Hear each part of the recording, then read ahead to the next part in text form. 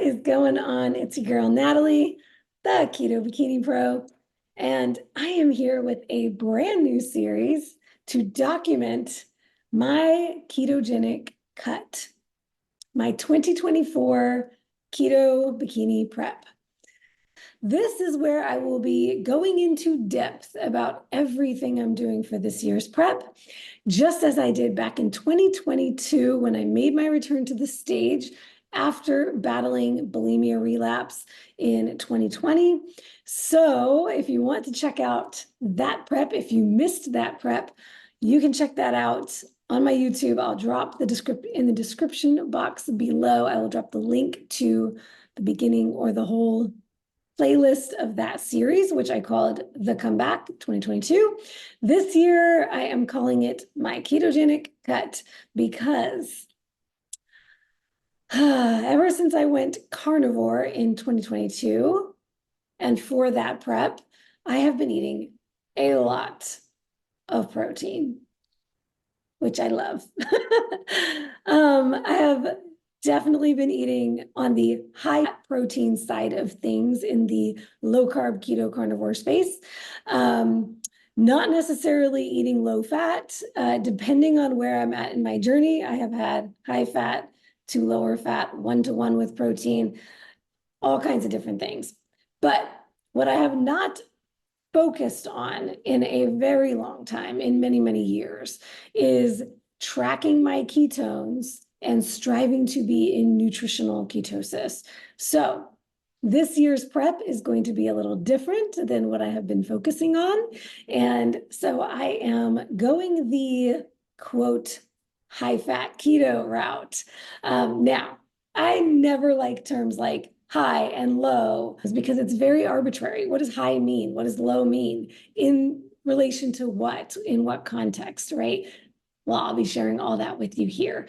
But for this particular prep, I am striving to maintain a ketogenic state and focusing on ketosis as a goal, which I usually don't do. I will explain on this video some of the backstory, why I am doing it this way, what protocol I am following for this prep, and how the first couple of weeks have gone, because I have just completed my second week on this protocol.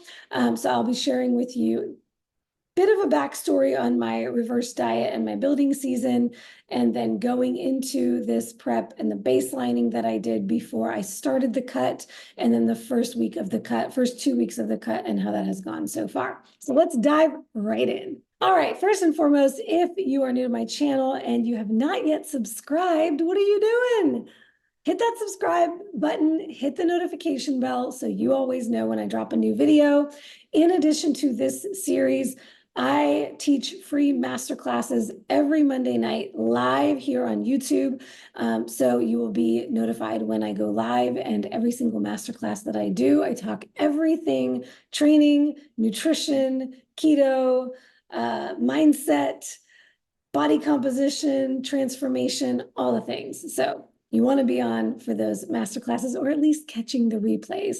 All of my past masterclasses, I probably have over 100 of them now, are all on this channel and inside my Facebook group, Keto Bikini Secrets. So if you have not yet joined the tribe on Facebook, I'd love to have you there as well. All those links will be in the description box below. Now, without further ado, let's dive right in. So first things first, the backstory. This past off season, as we call it in bodybuilding, but it's really anything but off. We do not take time off. For all serious bodybuilders, we have building seasons or improvement seasons. Some people call them bulking seasons. I don't call it bulking, I call it building, because I don't strive to put on a ton of weight and body fat in addition to muscle. I keep my gains as lean as I can. I gain body fat for health purposes, but I don't go overboard, as we see so many people do in bodybuilding. So my building season, this past improvement season, which has been over a year and a half, I believe. I got off stage in December 2022. So yeah, it's been December 2023 was a full year. We are now in July of 2024. So over a year and a half in an off season. I did my first strategic reverse diet after a show with the guidance of my coach, who I worked with last season, for the first time ever. I have always, many times strived to do a reverse diet, but always ended up messing it up with binging and kind of giving up on it and just jumping up to really high calories right away. And with that, usually putting on body fat more quickly than I want to. So this past season has been my most successful ever off season, successful reverse diet, successful focus on improvement. However, I have one struggle that I'm experiencing that I have not experienced in the past, and that is your girl entered perimenopause.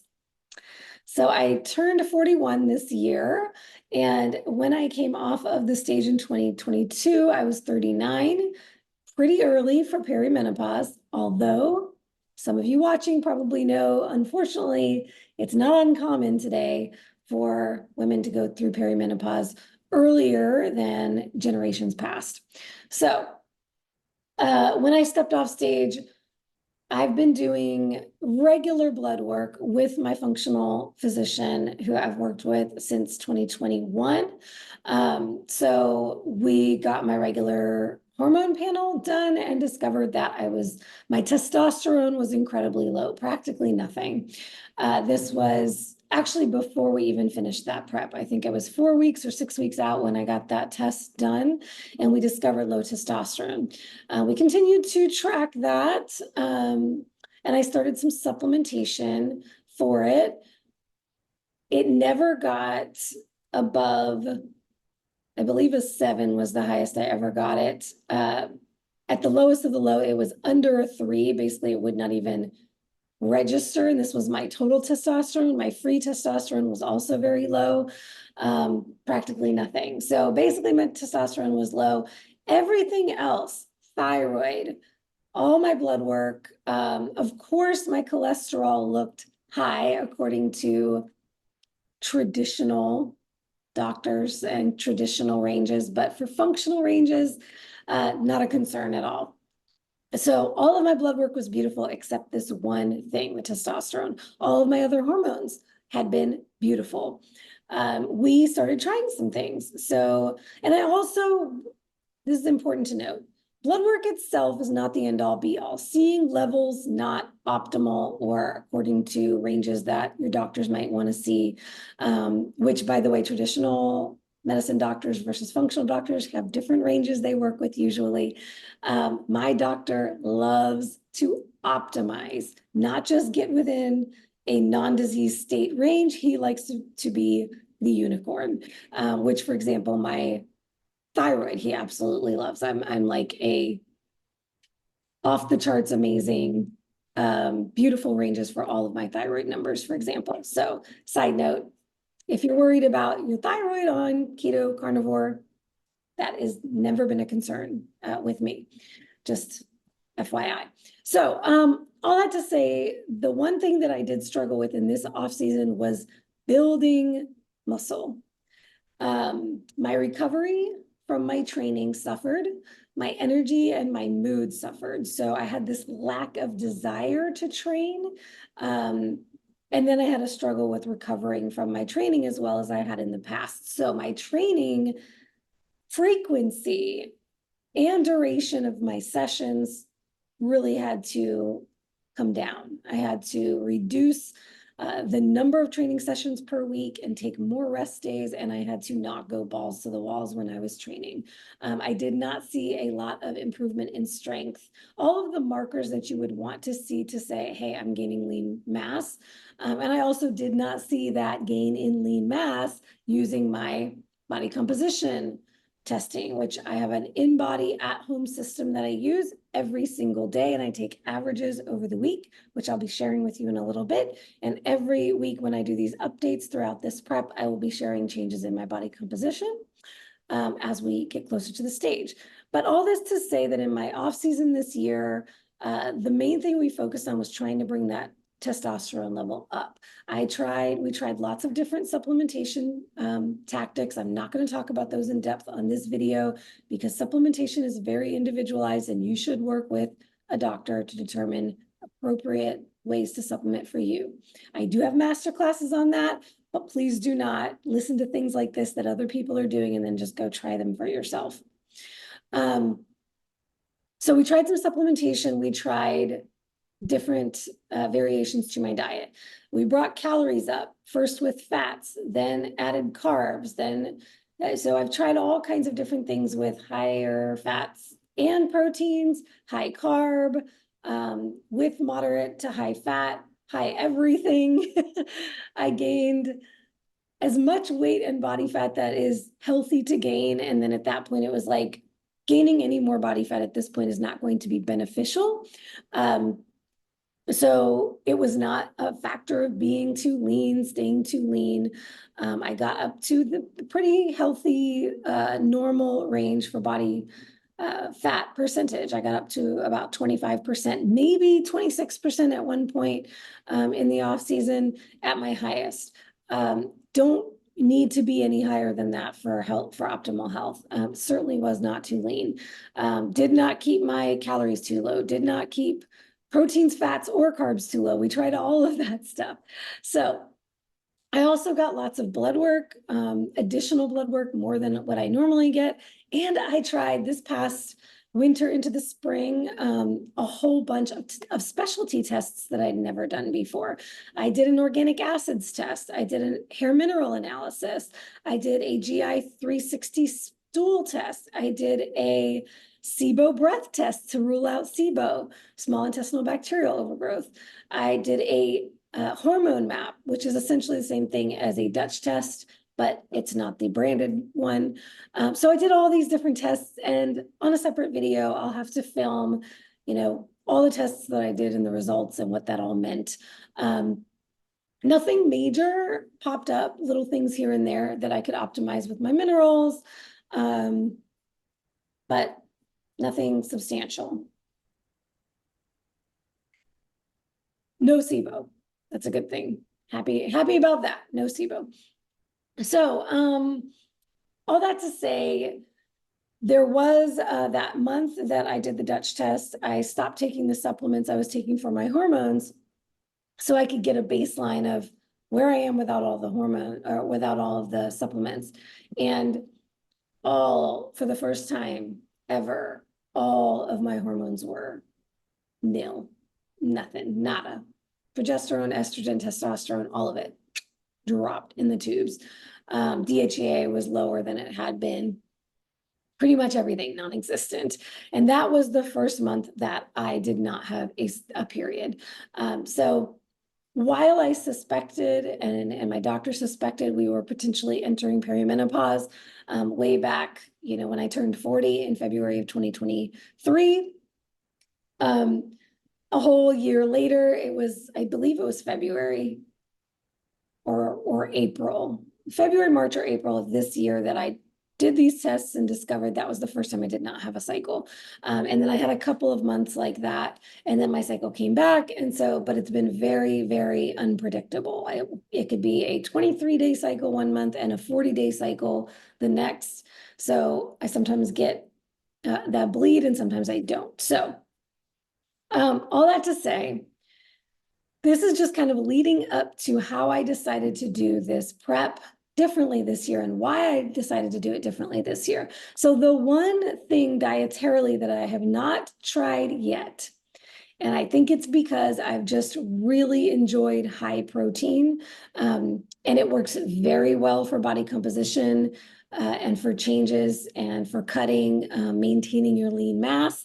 And because I'm deathly afraid of losing any lean mass at this stage of my life in perimenopause, I haven't wanted to try this, but essentially, the one thing I haven't tried is bringing the fats higher than I've ever had them before, and actually dropping my protein along with my carbs to maintain an actual state of nutritional ketosis, ensure that I'm in ketosis, and basically for the last 2.5, maybe 3 years, ever since I went carnivore, which was really kind of the end of 2021.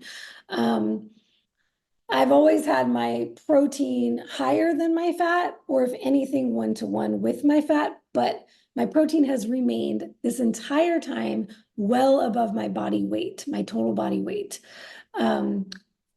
So many times with keto, you will see for keto macros that your protein might be set at 1 gram per pound of your lean body mass. Well, that is pretty low for me because I'm a very small human being.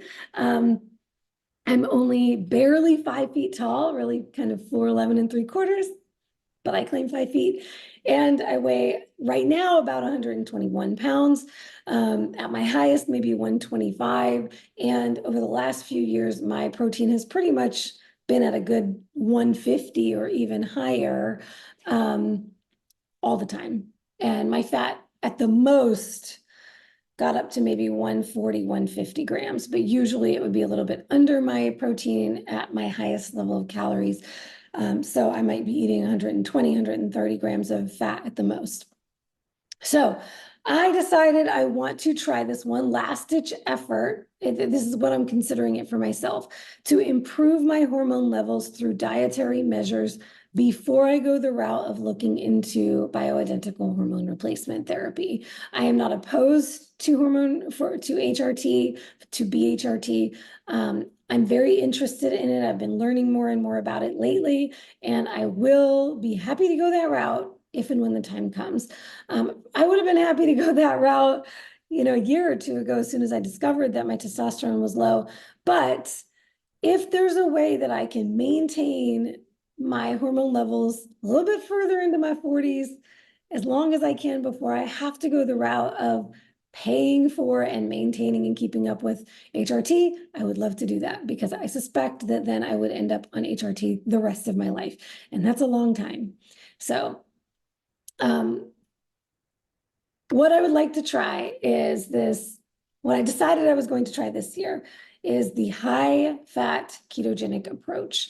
And this is where, dun, dun, dun, enter in Keto Savage, Rob Sykes' book, now course and community, The Savage System. His book is Ketogenic Bodybuilding. I believe that's the name of it.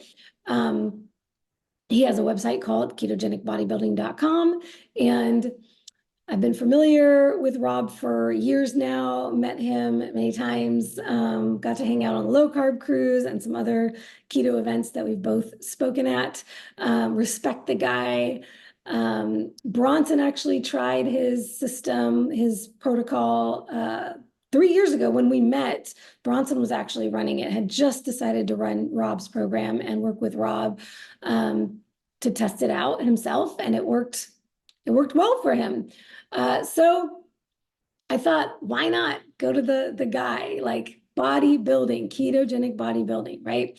So I was a part of his early receivers of his book when it first came out. I decided to participate in the beta test for his new course, The Savage System, that just launched recently. And I had not used it. I kind of had it in my back pocket. I was like, I want to, be able to dive into this, but I just wasn't ready yet. And so I thought, hey, what a perfect time. I want to get back on stage this year after this long time away. I want to improve my hormones. What better way to do it than utilizing his system, being able to share it with you all.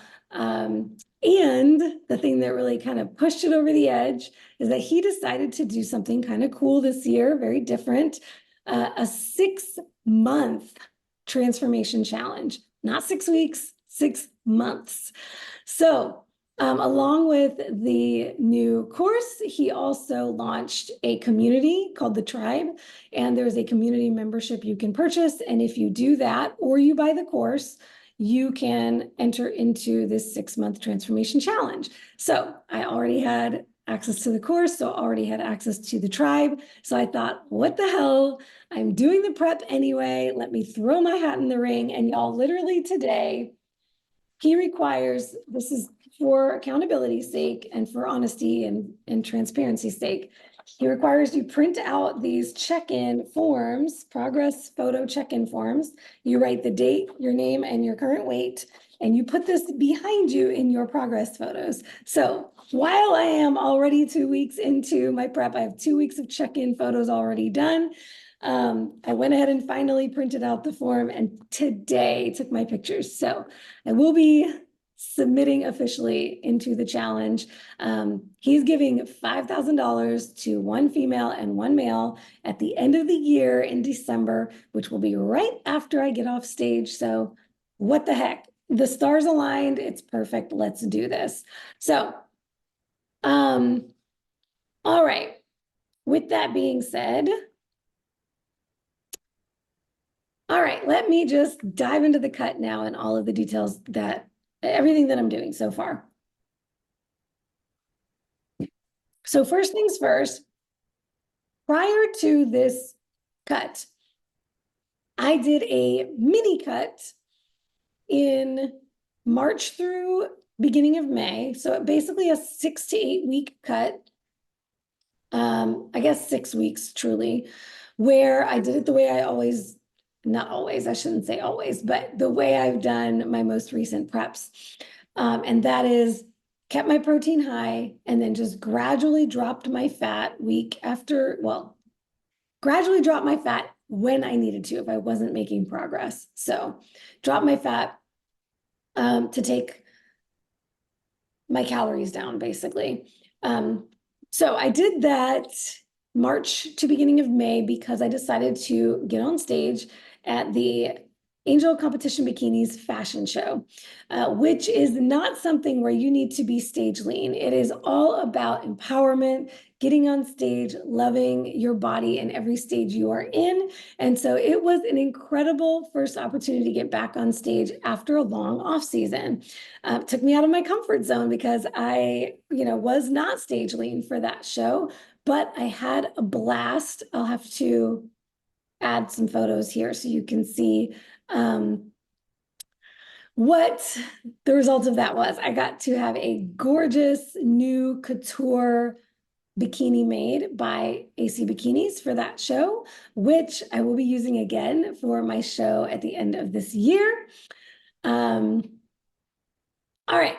So all that to say, the purpose of a mini cut is truly when bodybuilders utilize mini cuts, it's not to try to get super crazy lean. It is really about, here you are in your off season, you're eating more food than you've eaten in your life. You're trying to drive that muscle growth. So you are kind of uncomfortable. You get, like I said, I got up to about 25, up to 26% body fat at my highest. I started to feel a little uncomfortable in my body. You're just eating all this food all the time. Sometimes it can feel like you're force feeding. It's been a long time since you've been hungry. So it is a technique we use in an off season to actually cut for a short period of time. I like to say usually 4 to 6 weeks, no more than 8 weeks on a mini cut. And then by the end of that cut, you take off a little bit of body fat, you feel a little more comfortable, you have gotten in touch with your hunger signals again because you've been in a deficit, and now you're ready to eat again. And then you can go back to your maintenance calories and bring your calories back up, and you feel really good again without sitting a little bit as high with your body fat percentage. So I did that starting in March. I was at about 125 pounds, 25% body fat. I didn't drop a whole lot of weight. I dropped about 3 pounds in 6 weeks. So that's about half a pound a week on average, which is a great rate of loss for someone my size. Ladies, the smaller and the leaner that you are, the harder it's going to be to drop weight. You can't be expecting to lose 2 pounds a week. It's not going to work that way. I usually like to say the aggressive rate of fat loss is 1% of your body weight per week, which would have been about a pound a week for me. Hello, perimenopause makes it even more difficult. So, you got to take all these things into account. I'm about to do a masterclass on this on Monday. So stay tuned for that. Anyways, so I went from 125 pounds and 25% body fat down to 122 pounds, 22% body fat. The cool thing is, after that mini cut, I did some refeeds, I did a diet break, I went on the low carb cruise. I did not track during the low carb cruise, so it was fully eating intuitively. And then for a few weeks after that, I basically reestablished my baseline, continued to eat intuitively, track everything I eat, but not striving to hit certain macros. And that's where I was when I decided to start this prep, which was a great place to be. I was eating around 2,000 calories a day. My macros sat around 160 grams of protein, 50 grams of total carbs, and 135-ish fat. So really comfortable, lots and lots of food. And I did not put on a lot of body fat after that mini cut. I sat around 123 pounds and 22.7% body fat at that point in time. And this is just a few weeks ago. So that was right before I started the Savage System cutting protocol. So I will say that where I'm feeling, the way I'm feeling coming into this cut is the best I have ever felt coming off of an off season or improvement season. I am in my best shape ever, physically and mentally. I'm very happy with my physique. I am more in love with my body than I've ever been in my life. I don't have days anymore where I am not happy with what I see in the mirror. Even on my, softer, fluffier days, because ladies, we fluctuate a lot. And especially with cycle and these changing hormones, I have days where I am softer and other days where I feel super lean and look super lean. But ultimately, the years that I have put into building this body of mine, I'm finally at a place where it's fairly effortless to maintain at a comfortable semi-lean body fat percentage. 22, 23% is a beautiful place to be for women. And eating plenty of food. I'm coming off of this improvement season, eating more than I ever have in an off season consistently on purpose before. If I was eating 2,000 calories or more in past off seasons, it's because I was binging. It was not because I was strategically eating what my body needed. So,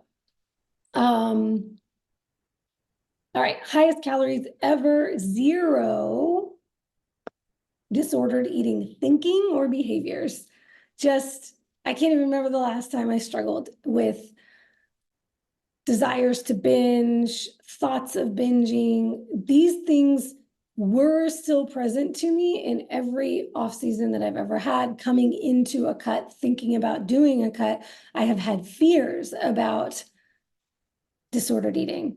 I don't even have fears at this stage of the game. Now, I do think it's important for anyone who's ever had disordered eating in your past to always recognize that it's possible that when you get into a hunger state, a caloric deficit, depletion, that it can come back. So I am not going into this with rose-colored glasses. However, the start of last prep, I was very much focused and attuned to not having another relapse because I had been coming off of a recovery. I'm not as present to that this time because it has not even been in existence in my life for so long now, which is a beautiful place to be. However, I will, of course, be vigilant, as I believe I need to be for the rest of my life as a recovered bulimic. I do not identify with the term bulimic anymore. Okay, one more exciting piece of news to share about this show that I'm prepping for this year is that I am prepping for a show in a brand new federation, bodybuilding federation.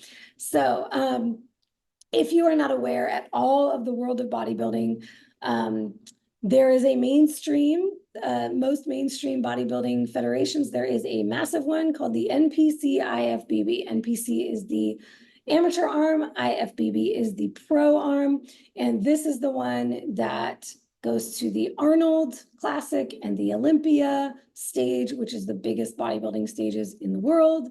And of course, everybody wants to be a part of it because this is where the money is. This is where the endorsements are, all of that. This is the Mrs. and Ms. Olympia and all of that. I do not compete there. One year, once upon a time I did, maybe 1 year I might in the future, who knows? But I competed up until this year in the WBFF. I've also competed in natural drug tested federations. My very first show ever was with a natural, small, local Christian federation in Georgia. That's where I got my start. But I always wanted to compete on the WBFF stage. That was World Beauty, Fitness, and Fashion and Fitness. It is more glamorous. It is more couture designs and styling, and posing is not so rigid. It's less bodybuilding and more modeling. So I always loved that about it. That's where I got my pro card in 2019 in bikini. And then I went on to compete in wellness as a pro with the WBFF in 2020, and then again in 2022. 2022 was my best showing ever, best physique ever. It was my first full carnivore competition prep. And I placed top 5 in the US at the Atlantic City Pro Show in December 2022. So last year in 2023, I did not compete. And there was a tragedy that happened at WBFF Worlds that year that led to a lot of things coming to light about the federation that were not positive. A lot of most, I would say, of the athletes and coaches associated with the federation, as well as photographers, makeup and hair technicians, artists, all of the service people, basically, for the most part, we all left the federation, just no longer wanted to be associated with that brand. So I'm thrilled to say that there was a offshoot, a licensure, I guess. They had a license to run shows in Australia under the WBFF brand at the time. These shows had always been absolutely incredible, run differently because it was run by a different team than the US WBFF. And they have decided to split off and create their own federation, which so many of us are so grateful for, because essentially my old WBFF family is now my FMG family. The FMG is the Fitness Muscle Glamour International, brand new federation all over the world, based out of Australia. They had the very first show in Australia this year in the spring. They just had the first US show in Dallas in July, just a couple of weeks ago. And the next US show will be in LA in September. There's a London show coming up. There is a show in Dubai this year. And then the show I am going to be competing in, that I am prepping for, is the FMG Mexico show in Cancun, Mexico, November 16th. So I'm thrilled. FMG allowed those of us who were interested to transfer our pro cards. So I did do that back in January, decided to transfer my pro card to the to the FMG. So I made that announcement recently on my Instagram, and I'm super thrilled, and I cannot wait to take the FMG stage for the first time ever at the end of this year. So November 16th is the date. I am now, like I said, I'm 2 weeks in already, so I'm 16 weeks out as of this recording, but I started about 18 weeks out. So an 18-week cut is what I'm planning to do here to get on stage. All right. One more thing I should mention. I have not yet decided which division I will be competing in at the show. The FMG has added a new division. So they have a bikini athletic, which is their new division, which is really between bikini and fitness. And then they have fitness, figure, and wellness. I competed, I initially, as I mentioned, got my pro card in bikini, and then I switched to wellness, which wellness is a division that is focused on a larger, more developed lower body, legs, thighs, glutes area, more so than the upper body development. So while bikini and fitness are both more symmetrical, upper to lower, and bikini is a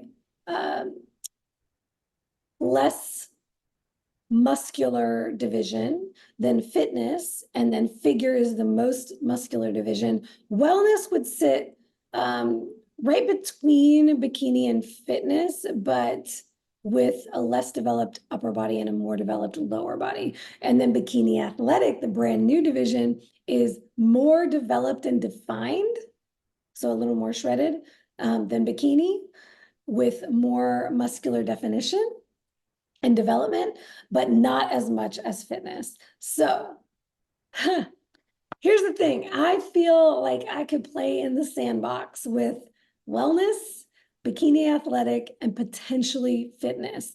I have always wanted to compete in the fitness category, but I have not had the development yet in with past physiques, with how well developed my muscles were at that point in time. Now I believe it's possible that I could compete in fitness. So I have not yet decided. It will be one or more of those three categories, those three divisions.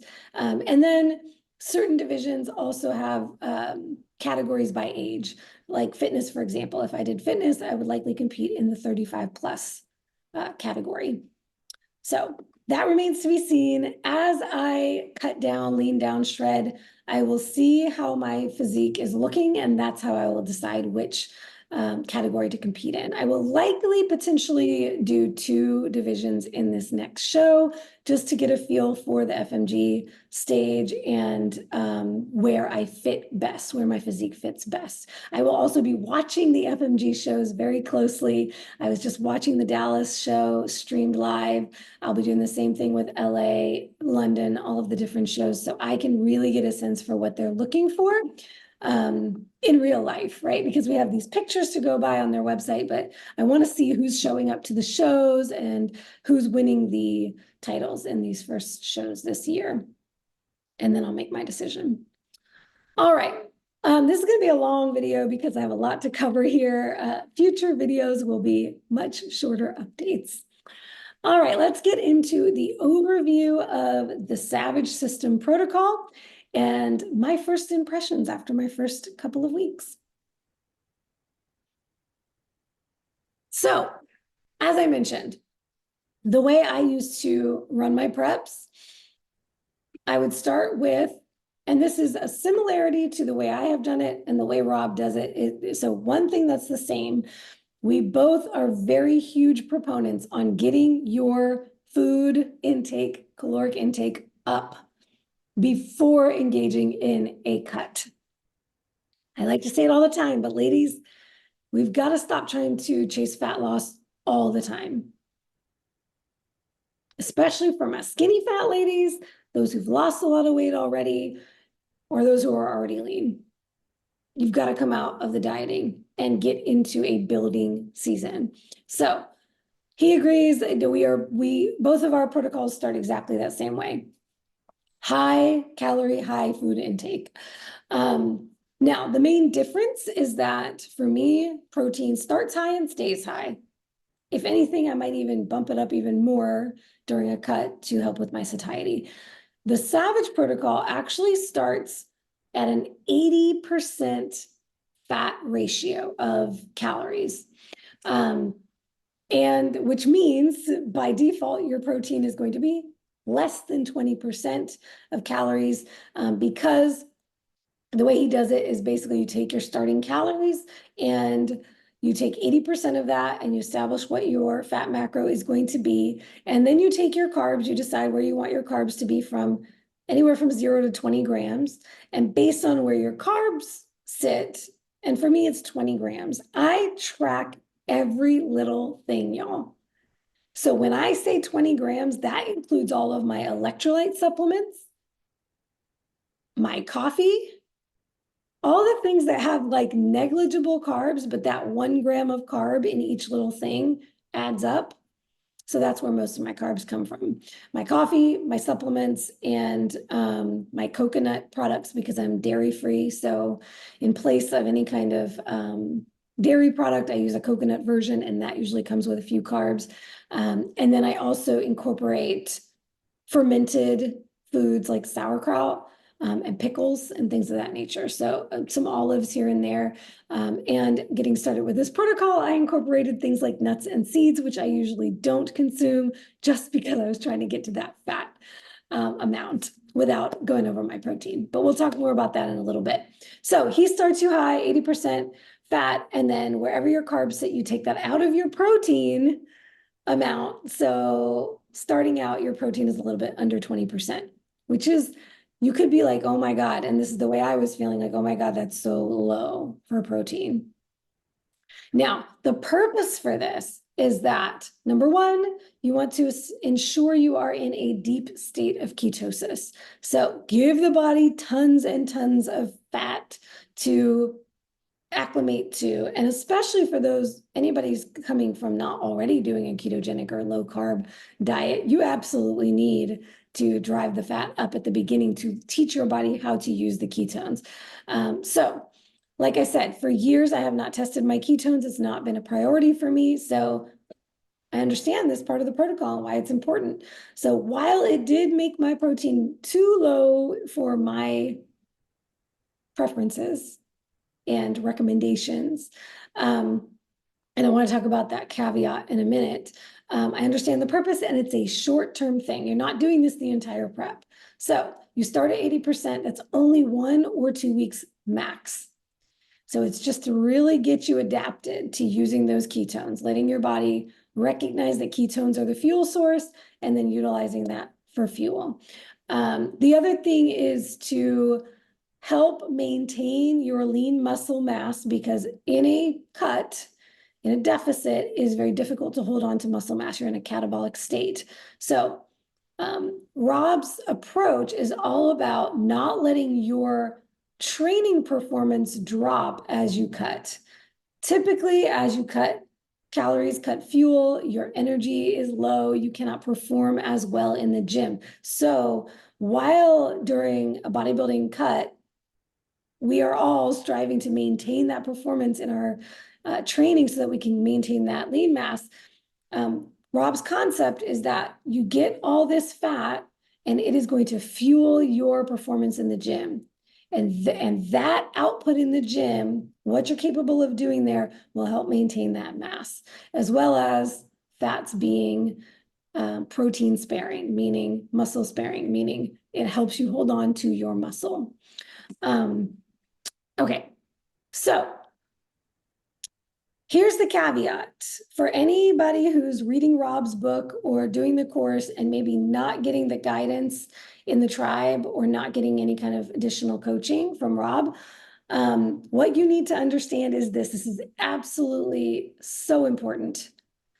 For petite ladies like myself, if you just use the calculator that he provides or any other TDEE calculator online that's going to tell you what your maintenance calories should be, number one caveat I always like to say, none of these calculators know real life. They're calculating based on algorithms and the data that you put in. It does not mean that this is going to be accurate for you. Something I see with my clients all the time is that what their actual maintenance calories are compared to what the TDEE calculators online are telling them their maintenance calories should be are two wildly different things. They are not at all in the same ballpark. They are so far from what they should be eating to maintain that this, a lot of the time, is why when they try to do these cuts, they are unsuccessful. So part of this caveat is if you use the calculator, don't just go by calculator numbers without ever having first baselined for yourself based on what you're already eating. So I calculated what his calculator gave me should be my maintenance calories. Now, for me as a small individual, that activity multiplier, so when you're doing these calculators and it asks you to put in what your daily activity is, your daily activity level, it's going to tell you what your estimated maintenance calories are based on your activity level.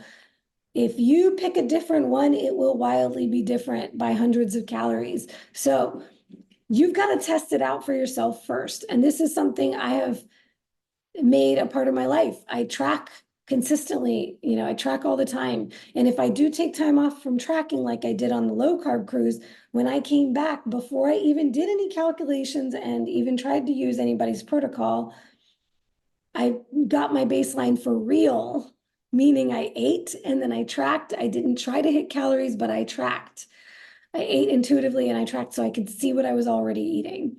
That allowed me to confirm the numbers that I got. And when I plugged in different activity multipliers, I knew which one was the right one to select for my starting maintenance macros. That, I cannot tell you how important that step is.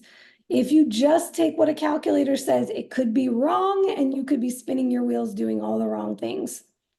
Don't just take calculators' words for it. All right, that being said, petite ladies like me, you could do these calculators and it could tell you that you need to start at 1,600 calories. Just for shits and giggles. 1,600 calories at 80% fat would be 142 grams of fat and let's say 18% protein, because that's probably where it would end up with a couple of percentage points for carbs. That's 72 grams of protein. That's very, very low. I don't generally recommend that anybody, any human adult, including my tiny ladies, I'm one of you, should not be eating less than 100 grams of protein a day. Even if your lean mass is 84 grams, I would want you to eat at least 100 grams of protein a day. So for my petite ladies, if you have not worked hard to get your calories up to start at a higher level of maintenance, you're going to be severely under eating protein. So that is a concern. Even when, Rob saw what my starting calories or my starting protein was, he was like, why are your calories so low? And my calories to start were 1,900, which is not low for me, but I'm tiny. So, and it did pan out based on what I was tracking for myself to know where my maintenance level was. So my maintenance level was between basically 1,900 and maybe 2,100. It was about 2,000 calories. So I started my deficit at around 1,900 calories. And even with that, with the small amount of carbs I was having every day, so 15 to 20 grams and 80% fat, that only left me with 80 grams of protein, which is lower than my lean body mass. My lean body mass is about 94 pounds. So please don't start at low calories and really, really low protein. I was okay with starting at 80 grams. As a matter of fact, when I first calculated it out, it was really 75 grams, but I bumped it. I couldn't hit, I needed more than 75 grams. I was just so hungry as soon as I started that cut. I don't want to be starving at the beginning of a cut. That's not a good place to be. So I did adjust the goal kind of midweek, that first week, and allowed my protein to be 80, my fats to be a little bit higher so that they could stay at that 80%, and my calories overall to be a little bit higher, a little over 1,900. So, all right, all that to say, my other concern with getting started was that 80% fat, y'all, is practically impossible to do with real foods. You would have to add copious amounts of fat to whole foods to get to that percentage. There's no whole food that just naturally comes 80% fat. The fattiest meats you can find are not going to be that high of a percentage and that low of a percentage of protein. So getting started, I was used to eating 3 meals a day or 2 large meals with 2 kind of half-size snacks or half-size meals. So I cut down to 2 meals a day plus a fatty coffee, and then I had to make some fat bombs just to make it work. I don't love that, but once again, this is very, very temporary. I knew I would only be doing that for 1 week, and then I was going to start on phase 2, which I'll talk about in a moment.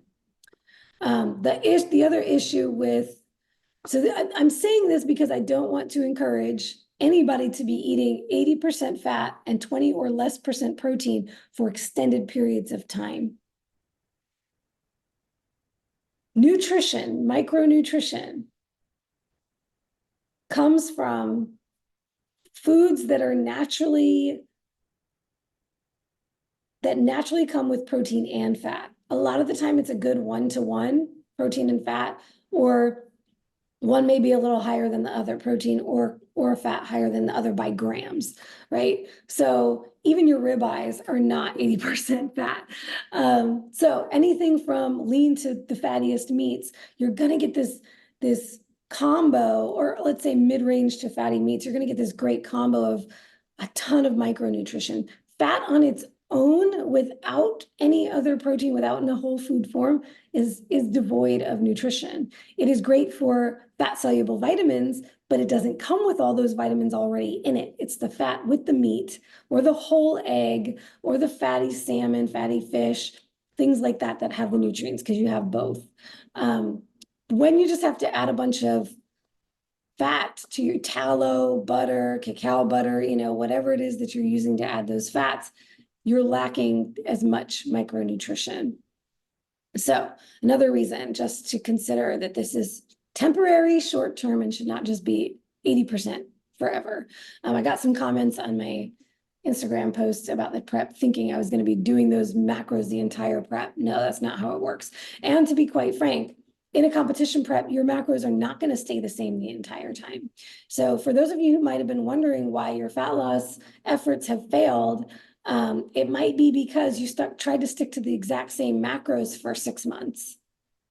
For some people, and a lot of the time when you have a lot of body fat to lose, you can stick to some macros for a good period of time, and it'll continue to work for you. But at some point, you're going to need to shift your macros to continue the deficit to keep yourself losing body fat. And that's what we do in a competition prep. When we're no longer making progress, we have to adjust something. And Rob's protocol actually makes adjustments quite frequently, more frequently than I have done in past preps. So that's another little difference that I'll talk about in a little bit. So phase 2 is where what he calls finding your protein threshold is where you start bringing your protein up and you start bringing your fats down a little bit by little bit. We're talking 5 or 10, up to 10 grams at the most per week. And this is by grams. We are no longer focusing on the percentages. He just starts with the percentage at the beginning, that 80% fat, and then it's all about manipulating 5 to 10 gram macro increments until you find how high your protein gets, what he calls a threshold, which we'll talk about in future videos. I'll explain what that concept is and how he explains in his book that you have reached that threshold, like the symptoms to look out for. And we will discover if I ever find mine, because y'all have lived with high protein for a long time, and I don't know that I have a protein threshold, so we will see. All right, so I started July 13th. I called it week 0, my first week. Or excuse me, I guess that was the end of the week, the end of week 1. So it was from the 7th to the 13th. So the end of week 0, I was calling that week 0. This is where I was 18 weeks out to stage. After this, this was basically my new baselining before I went into the cut. So I was not yet at the 80% fat. I did what Rob recommends to do before you start the cut. And I believe it was a 70% or 75% fat. So this is where I just manipulated my macros from where I had them before, which I shared with you. My former macros were 165. I think I had gotten up to 165 protein, Oh, about 160 protein, 50 total carbs, and 135 fat, about 2,000 calories. So this first week where I was baselining, I was aiming for around 120 protein, 20 total carbs, and 145 fat. The actual macros I consumed that week were 124.5 protein, 21 carbs, and 145 fat. So it's about 1,890 calories. You know what I think I'm going to do is go ahead and cut this video off.